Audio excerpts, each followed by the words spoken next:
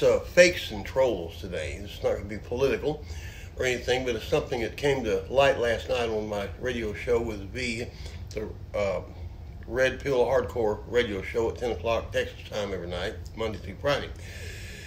I had a young lady on there, and she was some kind of a conspiracy theorist and everything, which is all right. You know, she had one idea after another, and I didn't say anything for at least 45 minutes. I let the V take over. Will went in. He had a couple of comments, and then he backed off a little bit.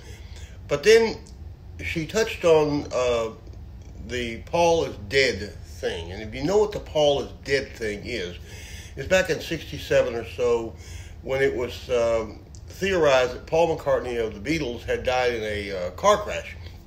And then later theorized that they replaced him with another lookalike that has been known as Fall instead of Paul, fake Paul.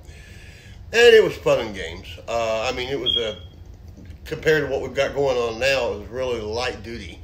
That everybody was theorizing and debating the death of a rock star as opposed to theorizing the death of a pedophile in New York. But anyway, she got onto that, and I came on in my usual fashion, and I simply asked her, if I remember right, to substantiate her theories on these things. And her voice escalated, and my voice escalated, and her voice escalated, my voice escalated. And finally I said, Paul, and she said, oh, ha, ha, ha, and she laughed at me, and that was a mistake. You mean Fall?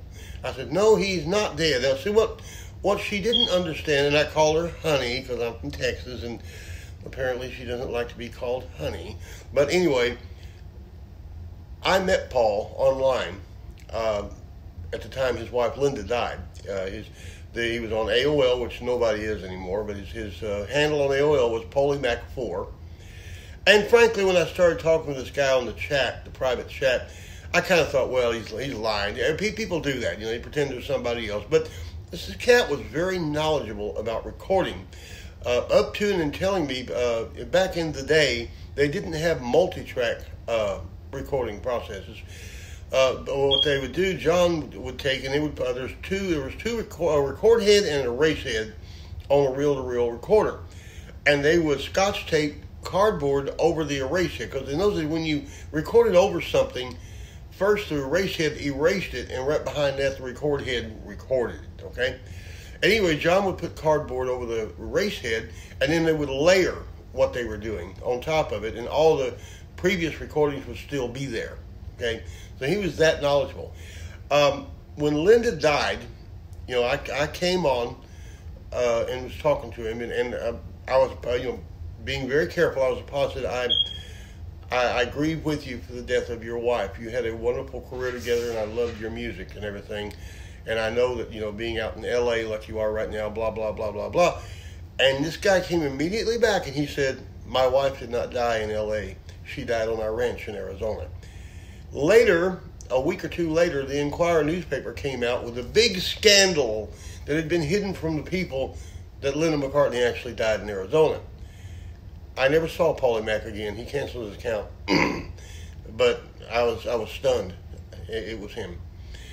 And so I knew that this gentleman that I was talking to was the real Paul McCartney. And we had lengthy discussions about music and facts about the Beatles that had never hit press and all this kind of stuff. And here was this girl laughing in my face, telling me I didn't know what I was talking about, that Paul's been dead for years. Not to mention the style of music. From you listen to Yesterday, okay, and then you listen to Let It Be, it's the same writer. I can tell the difference in what John Lennon would write and what Paul would write, because Paul was more of a melodic poet. John was a hacker. He got in there and he got the job done. I Am the Walrus, Helter Skelter, stuff like that. That was his style. He was a rocker. Paul wasn't so much of a rocker as a balladeer. She didn't know that. She had no knowledge of that. Also, she had come up with theories, I believe, before. And I admitted, when you see Paul play concerts now, he looks at his guitar a lot. The younger Paul in the 60s would look at the audience and just play. He didn't have to look at it. But the Paul now is in his 70s. And if I play guitar now, I've noticed I look at the frets a lot more.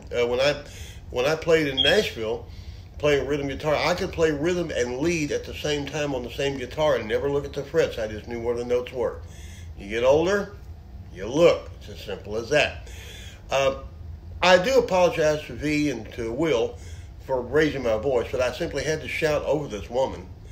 And I do apologize for calling her honey. I don't know what she looks like. I hope she's a honey and all that. But we need to watch. I saw a video last night, a study video, a very nice video. I put it up on my site. It was a woman, but it wasn't a woman. it was a man, and he was showing something. It's called fake dropping or something like that. Anyway, where we have come to, CGI has come to the point now where it is virtually impossible to tell if a video is fake or an audio is fake. It is so smooth and so slick. And what the creator of this video said was, don't share or post anything unless you absolutely know in here that it is real. In other words, if you take the video or it's just obvious, he demonstrated Nancy Pelosi's famous drunken slur, for instance. I'm saying you right now, and looks drunk. Then he showed the original video. She was speaking articulately. She was talking well. Has a bit of a Carolina accent, actually. It's really weird. But what they did to make her look bad was they slowed down the film 25%, and they put a thing in there where it kept the quality of her voice. In other words, the pitch of her voice remained the same, but it sounded like this. Okay? And made the woman look like she was drunk. So don't ever believe, unless you absolutely know that something is real. Don't share it. Don't buy into it. Nothing. And we're working on targeted individuals. I did a piece last week, an article, where I was theorizing, and it's just, and I tell you, it's just an idea I had, that it was possible to get in somebody's head and make them think they're being stalked and scare them. If a person is that terrorized, it is possible to implant something in them, an idea. And they wake up one morning and they go shoot up a Walmart. And then they surrender peacefully to a motorcycle cop. And they admit they did it, but they don't know why. Stuff like, or worse than that, the usual scenario is when they suddenly snap to and realize what they've done, they shoot themselves. So, yes, there are targeted individuals, and yes, we have government agencies and companies and things like that out there that try to sway the public any way they can, and they don't care about us. There is vast conspiracies of multi-billion-dollar companies that want to sell more toothpaste, and they'll do anything they can to do it. So, yes, but beware of trolls. Beware of trolls. We live in the communications age. Facebook, Twitter, you name it. And nobody is what they appear to be. Nobody. I mean, you always put on your best face when you come on and you do one of these things. I do the same thing. I comb my hair. I make sure my shirt's right. I check for breakfast in my mustache. We all do it. But we all don't lie. That's the main thing. We all don't lie. So double check,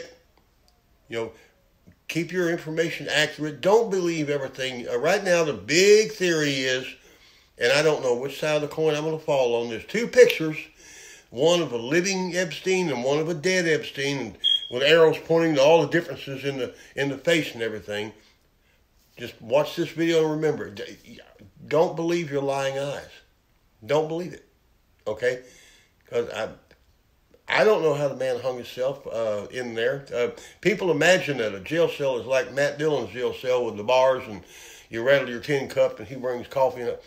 No, it's a steel box.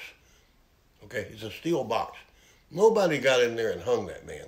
The guard might have walked off. The cameras might have. Nobody got in there and hung that man. Now, Sandra Bland in Houston hung herself with a garbage bag. Okay, it can happen, and they don't climb up on a scaffold and get a short drop. They They tie it to a doorknob or a coat rack or whatever, and then they just lift their legs. You don't have to choke to death. All you got to do is cut off one of these arteries over there, and your brain goes out like that, and then you hang. So it can happen, but we don't know yet. But I hold the government in high suspicion. We're going to investigate this. The funniest thing I heard is somebody put up a meme said, "I'm so surprised that the guard that was guarding Jeffrey Epstein got killed in a car crash tomorrow." That's the truest thing you'll probably ever hear. Anyway, I'm going to go on and do some writing. I think I'm doing a book now of short stories. I may put that up, let y'all have a look at it because I'm still gathering some good stuff. Y'all have a good day, and remember, don't believe everything you see and hear. Hey, now, Porter got an eye like an eagle.